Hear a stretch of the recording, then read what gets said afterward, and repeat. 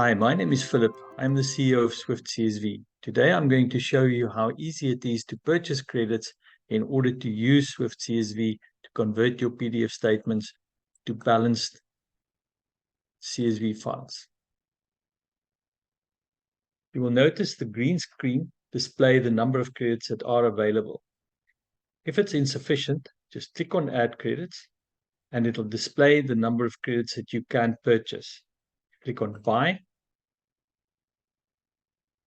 It will pass you through to a portal where you can use your credit card to purchase the number of credits that you selected. Please note that at this point in time, VAT GST will be added.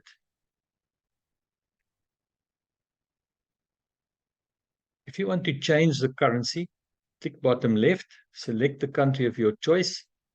And if I now go back, you will notice that there is a different currency displayed. If you have any queries, you are most welcome to call at any time. Thank you for your time. Bye-bye.